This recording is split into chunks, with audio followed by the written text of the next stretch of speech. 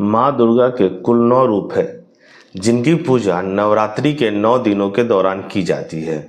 शैलपुत्री, ब्रह्मचारिणी, चंद्रघंटा, कुष्मांडा, स्कंद माता, कात्यायनी, कालरात्रि, महागौरी और सिद्धिदात्री। माँ कालरात्रि भी इन्हीं में से एक है, जिनकी पूजा नवरात्रि के 7वें दिन की जाती है, जिसे महासप्तमी भी कहा गया है। माँ दुर्गा ने ये अवतार बुराई का नाश करने हेतु लिया था। उन्होंने ये अवतार धारण कर शुंभ, निशुंभ और रक्त बीज जैसे दानवों का वध किया था। माँ दुर्गा की कथा। माँ दुर्गा के इस रूप को सबसे शक्तिशाली माना जाता है। इनके शरीर का रंग घने अंधेरे के भांति काला है और माता के अत्यंत लंबे केश खुले और बिखरे हैं। माँ कालरात्रि के गले में विद्युत की तरह चमकने वाला सुशोभित माला है। माँ 4 भुजाओं वाली कालरात्रि देवी गधे पर मंडित रहती है।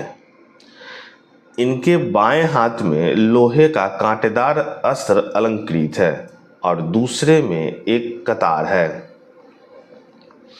माँ कालरात्रि का दायां हाथ हमेशा ऊपर की तरफ उठा रहता है, जो लोगों को सदैव अपने आशीर्वाद से सुसज्जित रखता है।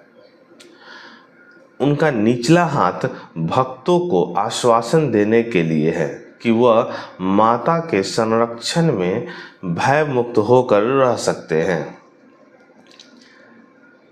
माता को गुड़ का भोग अति पसंद है और उन्हें लाल रंग के वस्त्र और रात रानी के फूल भी अत्यंत प्रिय है।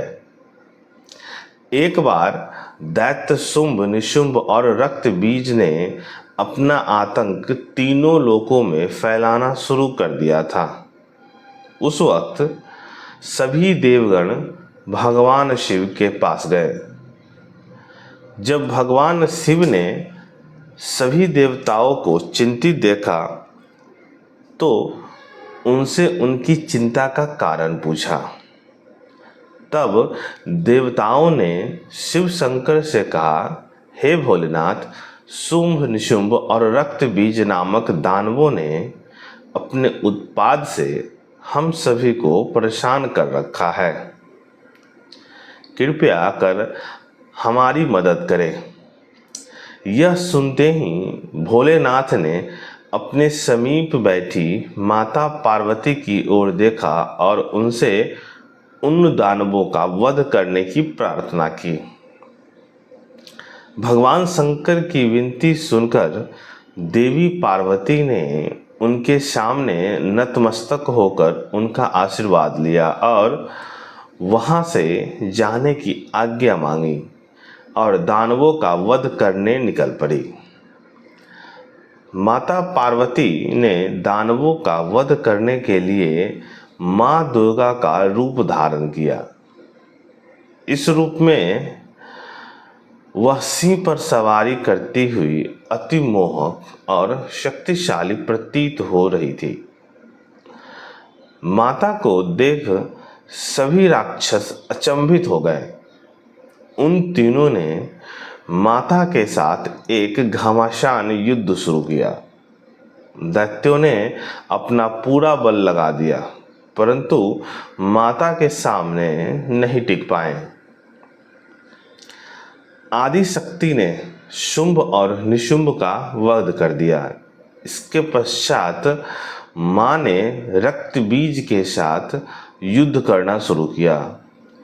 रक्त बीज कोई मामूली दानव नहीं था। उसने कठोर तपस्या कर ब्रह्मा जी से अमर होने का वरदान हासिल किया था।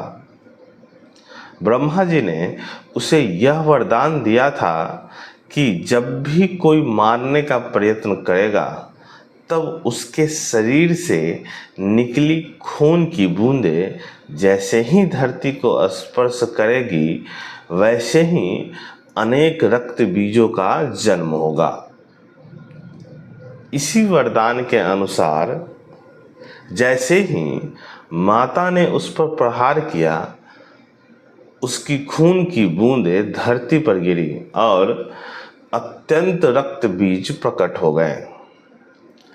उसी क्षण माता ने कालरात्रि का रूप धारण किया।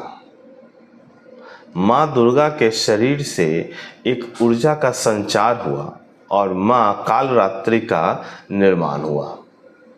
भले ही वो दानव अति शक्तिशाली था, परंतु माता से जीत पाने का सामर्थ्य उसके अंदर नहीं था।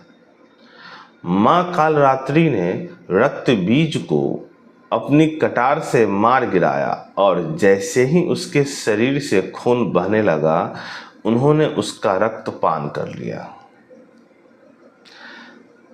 माँ कालरात्रि की पूजा सप्तमी के दिन करने के पीछे भी एक बहुत बड़ा कारण है। कहा जाता है कि 6 दिन देवी की पूजा करने के बाद 7वें दिन हमारा मन सहस्त्र चक्र में स्थित होता है। इस चक्र में हमारा मन सबसे साफ और शुद्ध स्थिति में होता है। इस वक्त कालरात्रि की पूजा करने से हमें ब्रह्मांड की सभी सिद्धियों की प्राप्ति होती है और सारी असुरी शक्तियां हमसे दूर भाग जाती है। माँ कालरात्रि की आराधना का मंत्र कुछ इस प्रकार है, जिसके जाप से सारी मनोकामनाएं अवश्य पूर्ण होती है। देवी दुर्गा का यह कालरात्रि स्वरूप शुभ फल देता है, इसीलिए इन्हें माँ शुभंकरी भी कहा जाता है। माँ कालरात्रि के ब्रह्मांड के समान गोल नेत्र है। अपनी हर श्वास के साथ माँ की नासिका से अग्नि की ज्वाला निकलती है। अपने 4 हाथों में खड्ग, लोहे का अस्त्र, अभय मुद्रा और वर मुद्रा किए हुए माँ अपनी वाहन गंधर्व पर सवार है। माँ दुर्गा का यह अति शक्तिशाली रूप हमें यह सिखाता है कि बुराई कितनी भी शक्तिशाली क्यों न हो, परंतु उसे अच्छाई के सामने घुटने टेकने ही पड़ते हैं। जो इंसान सच्चे मन से माँ की पूजा करेगा, माँ किसी न किसी रूप में अवतरित होकर उनके जीवन से सभी बुराइयों का नाश करेगी। तो माता कालरात्रि का आइए हम